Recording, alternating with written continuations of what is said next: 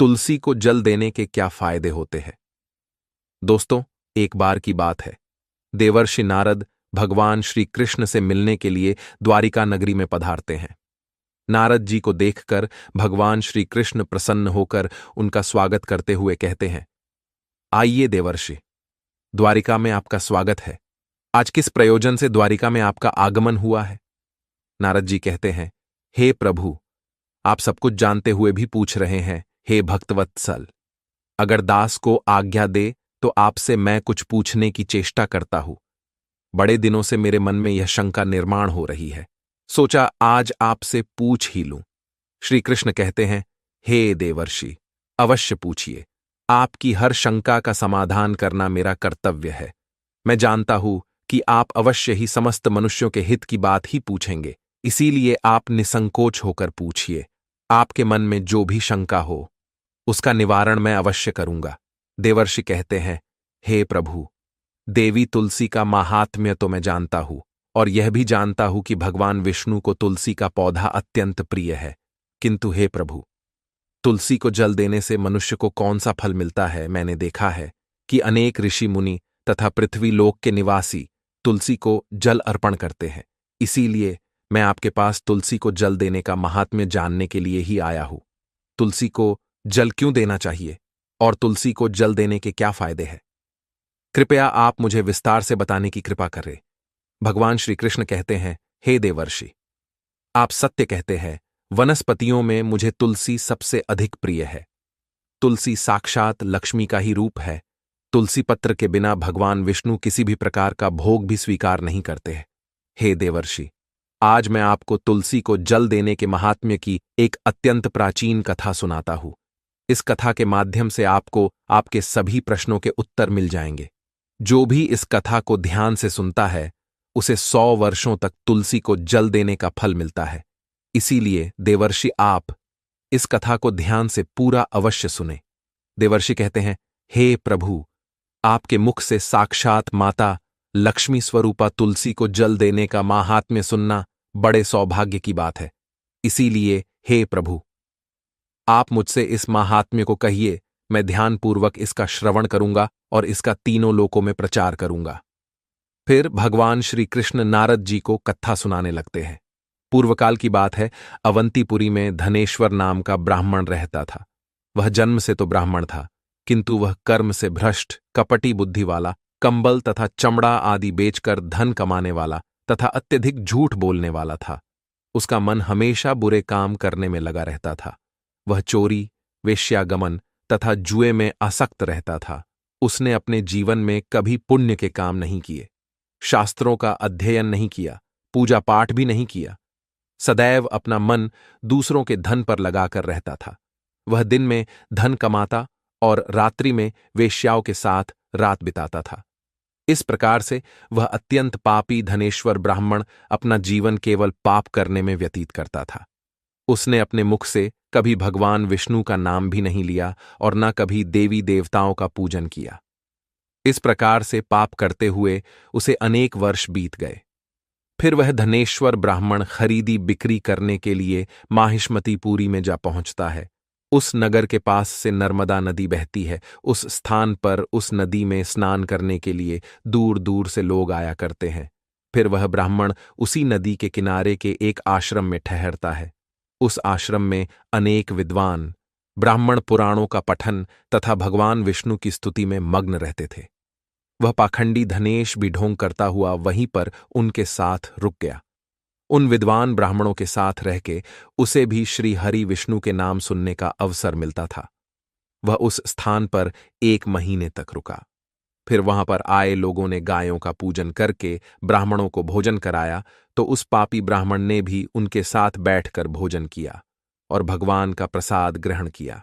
वहीं पर उस आश्रम में एक तुलसी का पौधा था। वह ब्राह्मण जाने अनजाने में ही उस तुलसी के पौधे में पानी डालता था। उसके मन में कोई विचार नहीं था कि वह क्या कर रहा है। वह रोज सुबह उठकर पात्र में पानी लेकर तुलसी के पौधे में डालता रहता था। फिर एक दिन वह आश्रम में सोया हुआ था तो उस स्थान पर एक सर्प आ गया और उस सर्प ने उसे नींद में ही काट लिया। उस पापी ब्राह्मण की नींद में ही मृत्यु हो गई। सुबह जब अन्य ब्राह्मणों ने उसे बेहोश अवस्था में देखा तो उन्होंने उसके मुख में तुलसी पत्र और तुलसी का जल डाल दिया। फिर सभी ब्राह्मणों को पता चला कि उसकी मृत्यु हो गई है। उस पापी ब्राह्मण की मृत्यु के बाद उस स्थान पर यम के दूत प्रकट हुए और उसे पकड़कर यमलोक ले जाने लगे। रास्ते में जाते हुए वह ब्राह्मण विलाप करने लगा और यमदूतों से कहने लगा, हे यमदूतों, मुझे कहाँ ले जा रहे हो? मेरी मृत्यु किस कारण से हुई है? तब यमदूत कहने लगे, अरे दुष्ट ब्राह्मण, तूने जन्म से लेकर मृत्यु तक बहुत पाप किए हैं। तेरे पापों के कारण ही तुझे एक काले सर्प ने काट लिया और तेरी मृत्यु हो गई है। अब हम तुझे यमलोक लेकर जा रहे हैं। वहां पर यमराज तेरे पाप कर्मों का लेखा जोखा देखेंगे और निश्चित ही तुझे वे नरक में डालेंगे। फिर वह ब्राह्मण जोर जोर से विलाप करने लगा और उन यमदूतों से क्षमा याचना करने लगा, किंतु यम के दूतों को उस पर जरा सी भी दया नहीं आई और वे उसे पीटते हुए यमलोक लेकर गए। जब यम के दूत उस ब्राह्मण को लेकर यमराज के सामने पहुंच गए तो यमराज के पास बैठे हुए चित्रगुप्त ने उस ब्राह्मण के जन्म से लेकर मृत्यु तक के कर्मों का लेखा जोखा निकाला और यमराज से कहने लगे, हे महाराज, इस ब्राह्मण ने तो बचपन से लेकर मृत्यु तक पाप ही पाप किए हैं। इसने कोई पुण्य का काम नहीं किया है। यह तो मूर्तिमान पाप ही है। इसे कल्प भर के लिए नरक में डाल दिया जाए। फिर यमराज कहते हैं, हे दूत, जीवन भर पाप करने वाले इस दुष्ट ब्राह्मण को उठाकर ले जाओ और इसे कुंभीपाक नामक नरक में डाल दो। यमराज के आदेश का पालन करते हुए वे यम के दूत हंसते हुए उस पापी ब्राह्मण को लेकर चले गए और उसे मुदगरों से पीटने लगे, जिससे उस ब्राह्मण का मस्तक टूट गया और वे उसे कुंभीपाक नामक नरक में ले गए। उस भयंकर नरक में खौलते हुए तेल के बड़े बड़े घड़े थे, जिसके नीचे भयंकर अग्नि धधक रही थी। फिर यमराज के दूत ने उस ब्राह्मण को उस खौलते हुए तेल के घड़े में डाल दिया, लेकिन जैसे ही वह ब्राह्मण उस खौलते हुए तेल के घड़े में गिरा, वह तेल एकदम से ठंडा पड़ गया। इस विचित्र घटना को देखकर उस यम के दूत को बड़ा आश्चर्य हुआ। ऐसा पहले कभी नहीं हुआ था। उसने कितने ही पापियों को उस तेल के घड़े में डाला था, वे सभी उस खौलते तेल में गिरकर छटपटाने लगते थे, लेकिन जैसे ही वह ब्राह्मण गिरा, वह तेल अचानक से शांत और शीतल हो गया। इस आश्चर्य को देखते ही वह यमदूत तीव्र गति से दौड़ता हुआ यमराज के पास पहुंच गया। यमराज ने पूछा, हे दूत, क्या बात है? इतनी तीव्र गति से दौड़ते हुए क्यों आ रहे हो?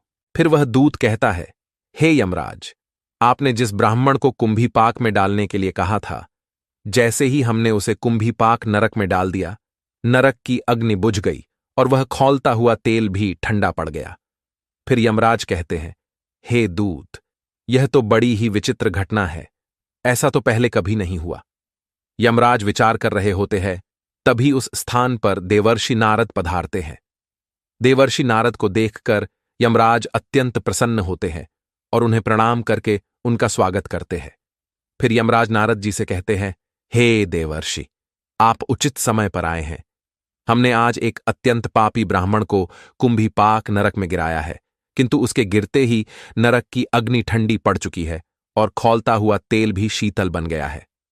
तब देवर्षि नारद यमराज से कहने लगते हैं, हे धर्मराज, आपने जिस ब्राह्मण को कुंभीपाक नरक में डाला है, वह नरक में डालने योग्य नहीं है, क्योंकि इस ब्राह्मण के द्वारा अनजाने में ही ऐसा कर्म हो गया है जो नरक का नाश करने वाला है। जो मनुष्य पुण्य करने वाले लोगों के साथ रहता है, उसे उनके पुण्य का भाग अवश्य मिलता है, और यह ब्राह्मण तो 1 महीने तक भगवान विष्णु के भक्तों के साथ रहा है।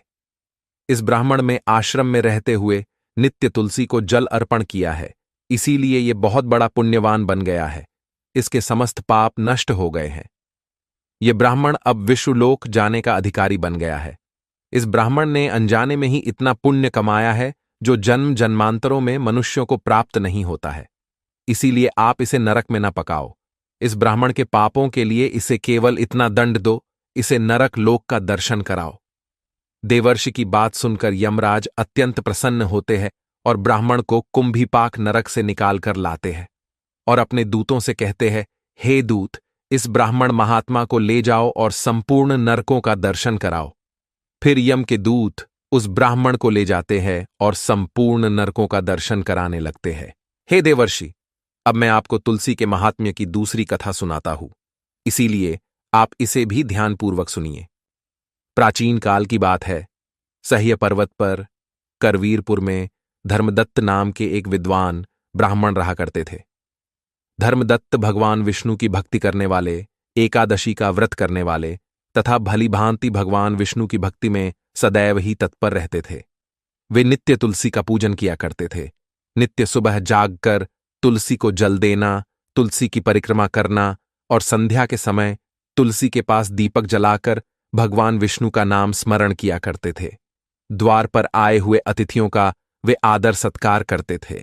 द्वार पर आए हुए अतिथि को वे भगवान विष्णु का रूप मानकर ही उनका सम्मान करते थे।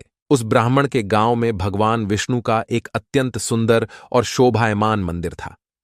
एक दिन वह ब्राह्मण सुबह जल्दी जागकर स्नान आदि कार्य संपन्न करके भगवान विष्णु के मंदिर की ओर निकल जाता है। उसके पास भगवान के पूजन की समस्त सामग्री होती है और साथ में तुलसी जल भी होता है। मंदिर को जाने के लिए जंगल के मार्ग से वह निकल पड़ता है। कुछ देर तक चलने के बाद उसे एक राक्षसी दिखाई पड़ती है जो उसी की तरफ आ रही होती है। उस राक्षसी की आवाज बहुत भयंकर होती है, जिसे सुनकर कोई भी भय से थर थर कांपने लग जाए। राक्षसी के दांत लंबे और टेढ़े मेढ़े होते हैं। उसकी लपलपाती जीभ, ढसी हुई लाल रंग की आंखें, नग्न शरीर और बड़े बड़े ओंठ, सिर पर बड़े बड़े सिंग होते हैं, जिसे देखकर कोई भी साधारण मनुष्य भयभीत हो जाए। वह भयंकर राक्षसी ब्राह्मण को देखकर उसे खाने के लिए उसकी तरफ आने लगती है। राक्षसी सोचने लगती है, आज तो बहुत ताजा ताजा मांस खाने को मिलेगा। आज मेरा शिकार मेरी तरफ ही आ रहा है। उस राक्षसी को देखकर वह ब्राह्मण भयभीत हो जाता है और भगवान से रक्षा की प्रार्थना करने लगता है। वह ब्राह्मण उस राक्षसी से बचने के लिए झाड़ियों के पीछे छिप जाता है, लेकिन वह राक्षसी उसके नजदीक आ जाती है और कहने लगती है, हे मनुष्य, तू मुझसे बच नहीं सकता, तेरी मृत्यु तय है। आज ईश्वर ने तुझे मेरा ग्रास नियुक्त किया है, इसीलिए तू बचने का व्यर्थ ही प्रयास कर रहा है। इस जंगल में मुझसे कोई नहीं बच सकता। जो भी प्राणी मेरे पास आता है वह मेरा भोजन अवश्य बन जाता है। मुझे पता है तू झाड़ियों के पीछे छिपा हुआ है। तेरी आकृति मुझे साफ साफ दिखाई पड़ रही है, इसीलिए तू जल्दी मेरे सामने आ जा। राक्षसी की ऐसी बातें सुनकर ब्राह्मण के पसीने छूटने लगते हैं। वह भय से थर्रा उठता है, उसका अंग अंग कांपने लगता है। फिर वह ब्राह्मण भगवान विष्णु का स्मरण करते हुए सोचने लगता है, मैं भगवान विष्णु का परम भक्त हूं, नित्य उनकी पूजा करता हूं। मुझे राक्षसों से कैसा भय? अगर भगवान की यही इच्छा है तो मैं उस राक्षसी के सामने खड़ा हो जाता हूं। फिर वह ब्राह्मण साहस करते हुए बाहर आ जाता है और साहस करते हुए वह पात्र में रखा हुआ तुलसी दल मिश्रित जल उस राक्षसी के ऊपर फेंक देता है। तुलसी दल मिश्रित जल राक्षसी पर पड़ते ही राक्षसी का अंग अंग जलने लगा और उसके सभी पातक नष्ट हो गए। उस जल के प्रभाव से उस राक्षसी का उग्र स्वभाव अचानक से शांत हो गया और फिर उसे अचानक से उसके पिछले जन्मों का स्मरण होने लगा। उसने पिछले जन्म में जो जो पाप कर्म किए थे वह सब उसे याद आने लगे और उसे नरक में कौन कौन सी सजाएं भुगतनी पड़ी थीं, सब कुछ अचानक से उसे याद आ गया। फिर वह राक्षसी उस ब्राह्मण की ओर देखकर कहने लगी, हे ब्राह्मण देवता, आप कौन हैं? आपने मुझ पर यह कौन सा जल डाल दिया है जिससे मेरा अंतकरण शुद्ध हो गया है, मेरी तामसिक प्रवृत्ति नष्ट हो गई है। मैं तो यहां पर आपको भोजन समझकर खाने के लिए आई थी, किंतु अब मेरी भूख भी शांत हो चुकी है और मुझे अपने पूर्व जन्म के कर्म याद आने लगे हैं। किस कारण से मुझे राक्षसी का शरीर प्राप्त हुआ? पूर्व जन्म के पाप के कारण ही मैं इस दशा को पहुंच गई हूं। इसीलिए हे ब्राह्मण देवता, मुझे क्षमा करके बताने का कष्ट करे। ब्राह्मण कहता है, हे राक्षसी, मैं भगवान विष्णु का भक्त धर्मदत्त हूं और मैंने तुम पर तुलसी दल मिश्रित जल डाल दिया है, जिससे तुम्हारे दुष्ट स्वभाव का नाश हुआ है। हे राक्षसी, तुम मुझे बताओ, तुम कौन हो? तुम कहां से आई हो? इस वन में राक्षसी बनकर क्यों भटक रही हो? किस पाप के कारण तुम्हारी ऐसी दुर्दशा हुई है? मुझे सारी बातें विस्तार से बताओ। यदि तुम्हारी मुक्ति का कोई उपाय हो तो मैं अवश्य करूंगा। फिर वह राक्षसी कहने लगी, हे ब्राह्मण देवता, मैं आपको मेरे पूर्व जन्म का वृतांत सुनाती हूं। पूर्व जन्म में सौराष्ट्र नाम के नगर में भिक्षु नाम के एक ब्राह्मण रहा करते थे, जो अत्यंत गुणवान, पुण्यवान तथा धर्म का पालन करने वाले थे। मैं उन्हीं की पत्नी थी और मेरा नाम कलहा था। उस जन्म में मैं बड़े भयंकर स्वभाव की स्त्री थी। मैंने वचन से अपने पति का कभी भला नहीं किया, कभी उन्हें भोजन नहीं परोसा। मैं अकेले ही मिष्टान्न भोजन करती थी और पति को बासी अन्न खिलाती थी। मैंने हमेशा अपने पति की आज्ञा का उल्लंघन किया, कभी उनकी कोई बात नहीं मानी, हमेशा अपनी ही मनमानी करती थी। कलह करना मुझे विशेष प्रिय था। मैं सदैव ही अपने पति के साथ कलह करती थी। मैंने अपने पति के माता पिता की कभी सेवा नहीं की, उनके साथ सदैव ही दुर्व्यवहार किया। मेरे पति मुझसे सदा दुखी रहते थे। मेरे आचरण से उन्हें बहुत कष्ट होता था। मेरे दुष्ट आचरण से दुखी होकर मेरे पति ने दूसरी स्त्री से विवाह करने का विचार किया। तब मैंने क्रोध में आकर विष खाकर अपने प्राण त्याग दिए। फिर यमराज के दो दूत मुझे लेने के लिए आ गए और मुझे पाश में बांधकर पीटते हुए यमलोक लेकर गए। यमदूतों ने मुझे यमराज के सामने खड़ा कर दिया। यमराज का विकराल रूप देखकर मुझे बड़ा भय लगने लगा। मुझे देखकर यमराज ने चित्रगुप्त से कहा, हे चित्रगुप्त, देखो तो सही, इस स्त्री ने अपने जीवन में कौन से कर्म किए हैं? इसने कोई शुभ कर्म किए हैं या नहीं? इसके पाप अधिक है या पुण्य? तब चित्रगुप्त ने मेरे कर्मों का लेखा जोखा देखते हुए कहा, हे धर्मराज, इसने तो अपने जीवन में कोई भी पुण्य का काम नहीं किया है। ये स्वयं मिष्टान्न भोजन करती थी और पति को बासी भोजन खिलाती थी। इसीलिए इसे चमगादड़ के जन्म में डाल देना उचित होगा, जहां पर ये विष्ठा खाती हुई जीवन व्यथित करे। इसने सदैव ही अपने पति से द्वेष किया है तथा इसकी प्रवृत्ति सदा ही कलह करने वाली थी। इसीलिए इसे सुअरनी के जन्म में डाल दिया जाए, जहां पर ये विष्ठा का भोजन करती हुई समय व्यतीत करे। हे धर्मराज, इस पापी स्त्री ने जिस बर्तन में भोजन बनाया उसी बर्तन में हमेशा भोजन किया है। इसी दोष के कारण इसे बिल्ली के जन्म में डाल दिया जाए, जिससे ये अपने ही संतान का भक्षण करने लगेगी। इस स्त्री ने अपने पति को निमित्त बनाकर विषप्राशन करके आत्मघात किया है। इस अत्यंत निंदनीय कार्य के लिए यह कुछ काल के लिए प्रेत बनकर पृथ्वी पर निवास करेगी। इसे दूतों के साथ मरु प्रदेश में भेज देना चाहिए। वहां पर ये अनेक वर्षों तक प्रेत का शरीर धारण करके रहेगी। चित्रगुप्त के द्वारा इस प्रकार से मेरे कर्मों का लेखा जोखा बताने के बाद धर्मराज ने अपने दूतों को आज्ञा देकर मुझे नरक में डाल दिया। नरक में अनेक वर्षों तक सजा भोगने के बाद मुझे अलग अलग प्राणियों के जन्म में डाल दिया गया। इस प्रकार से अनेक पशुओं के जन्म प्राप्त करके अब मैं इस जन्म में प्रेत बनकर घूम रही हूं। प्रेत के शरीर में आकर मुझे 500 वर्ष बीत चुके हैं। इस प्रेत के शरीर में मैंने अनेक निष्पाप मनुष्यों को खाया है और अनेक प्राणियों का भक्षण किया है। फिर एक दिन मैंने भूख प्यास से पीड़ित होकर एक पुरुष के शरीर में प्रवेश किया। उस पुरुष के साथ मैं कृष्णा नदी के तट पर आ गई। वहां पर भगवान विष्णु के पार्षदों ने मुझे उस पुरुष के शरीर से निकालकर बलपूर्वक वहां से भगा दिया। हे ब्राह्मण देवता, तभी से मैं भूख प्यास से व्याकुल होकर प्रेत बनकर इधर उधर भटक रही हूं। आज मैं इस जंगल में अपनी भूख मिटाने के लिए ही आई थी। तब मेरी नजर आप पर पड़ी, किंतु आपके हाथ से मेरे ऊपर तुलसी दल मिश्रित जल पड़ने से मेरे पाप नष्ट हो गए और मुझे मेरे पूर्व जन्म का स्मरण हुआ, जो मैंने आपको सारा सारा बता दिया है। हे विप्रवर, आप मुझ पर कृपा कीजिए। आप कोई पुण्यात्मा दिखाई पड़ते हो, कृपया आप मुझे इस प्रेत के शरीर से मुक्ति दिलाइए। फिर वह धर्मदत्त ब्राह्मण कहता है, हे राक्षसी, तीर्थ स्नान, दान तथा व्रत आदि कार्यों से मनुष्यों के पाप नष्ट हो जाते हैं, किंतु इस समय पर तुम प्रेत के शरीर में हो, इसीलिए ये कार्य तुम नहीं कर पाओगी। तुम्हारी ऐसी दुर्गति देखकर मुझे बड़ा दुख हो रहा है। तुम्हारा दुख देखकर तुम्हारा उद्धार किए बिना मेरे मन को शांति नहीं मिलेगी। मैं भगवान विष्णु का भक्त हूं और मैं नित्य तुलसी को जल देता हूं, तुलसी को प्रणाम करता हूं। शास्त्र कहते हैं कि जो तुलसी को जल देता है उसके समस्त पाप नष्ट हो जाते हैं। इसीलिए मैं तुम्हें मेरा तुलसी को जल देने का पुण्य प्रदान करता हूं। यह पुण्य लेकर तुम उत्तम गति को प्राप्त हो जाओ, ऐसी मैं भगवान विष्णु के श्री चरणों में प्रार्थना करता हूं। इतना कहकर धर्मदत्त ने भगवान विष्णु का स्मरण करते हुए तुलसी मिश्रित जल उस राक्षसी के शरीर पर डाल दिया और कहा, हे प्रभु, मैंने सच्चे हृदय से तुलसी को जो जल चढ़ाया है उसका पुण्य इस राक्षसी को देता हूं। कृपया इसको मुक्ति प्रदान कीजिए। जैसे ही वह तुलसी मिश्रित जल उस राक्षसी के शरीर पर पड़ा।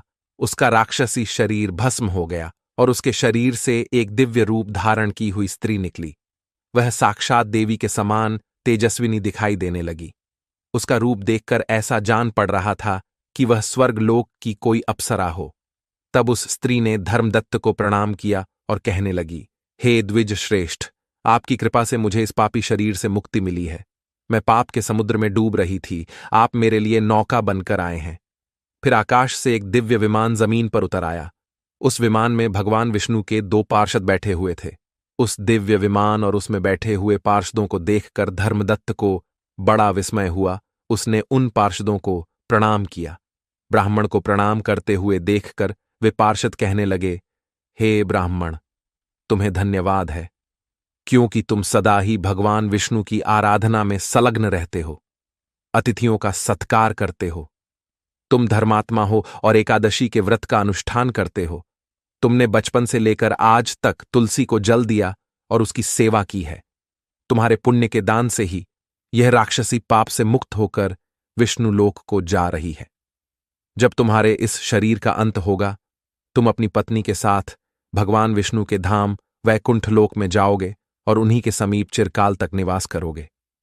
श्री कृष्ण कहते हैं, हे देवर्षि, इस प्रकार से तुलसी को जल देने का पुण्य प्रदान करके धर्मदत्त ब्राह्मण ने उस राक्षसी को मुक्ति दिलाई है।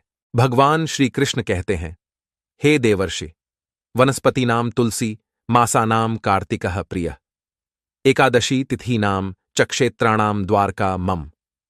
वनस्पतियों में मुझे तुलसी प्रिय है, मास में कार्तिक मास, तिथि में एकादशी और क्षेत्र में मुझे द्वारका प्रिय है। इसीलिए जो मनुष्य नित्य तुलसी की पूजा करता है, तुलसी को जल देता है, वह मुझे सबसे अधिक प्रिय है। उस मनुष्य की कभी दुर्गति नहीं होती है, वह कभी नरक में नहीं गिरता है। जिन घरों में तुलसी का पौधा सदैव ही हरा भरा रहता है, उस घर में सुख, शांति और समृद्धि बनी रहती है। भगवान विष्णु की पूजा में और उन्हें चढ़ाए जाने वाले भोग में तुलसी के पत्र अवश्य होने चाहिए, क्योंकि तुलसी पत्र के बिना भगवान विष्णु किसी भी प्रकार का भोग स्वीकार नहीं करते हैं। इसीलिए प्रत्येक घर में तुलसी का पौधा अवश्य होना चाहिए। जहां पर तुलसी का पौधा हो, उस स्थान के आसपास थूकने से घोर अनर्थ होता है। तुलसी के पास जल से भरा हुआ पात्र भी नहीं रखना चाहिए। तुलसी के पौधे के पास दीपक जलाने के बाद दीपक को वहां से हटा देना चाहिए, क्यों कि तुलसी के नीचे बुझा हुआ दीपक रखना अशुभ माना जाता है।